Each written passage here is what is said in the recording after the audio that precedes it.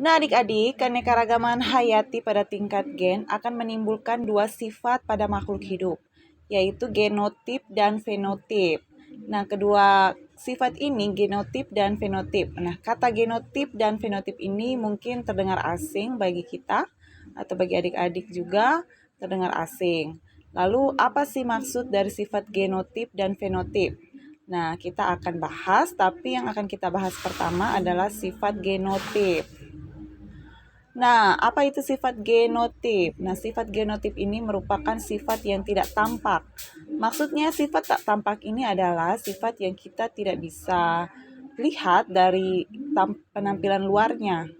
Dan sifat genotip ini dapat terbentuk karena adanya susunan gen khas yang diwariskan dari induk atau orang tua ke anaknya.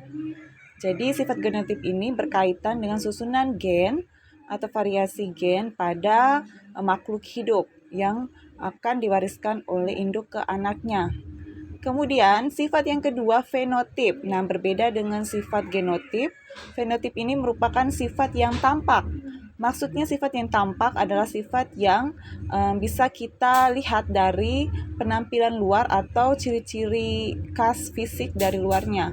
Nah, sifat fenotip ini merupakan sifat hasil genetika yang bisa yang tampak dari luar, yang bisa kita lihat dari luar. Misalnya, ciri-ciri fisik dari manusia, yaitu misalnya rambutnya bergelombang, kemudian kulitnya putih, kemudian hidungnya mancung, lalu telinganya lebar. Nah, itu merupakan sifat fenotip yang bisa kita lihat dan tampak dari luar. Lalu, sifat fenotip ini dapat terbentuk kenapa? Karena adanya gabungan sifat genotip dan interaksi dengan lingkungan. Jadi, fenotip ini dapat terbentuk karena adanya gabungan dari genotip, yaitu susunan gen khas yang diwariskan dari induk ke anaknya dan juga karena adanya pengaruh lingkungan. Ya, jadi keanekaragaman hayati pada tingkat gen akan menimbulkan dua sifat pada makhluk hidup, yaitu sifat yang tak tampak, yaitu sifat genotip, dan sifat yang tampak, yaitu sifat fenotip.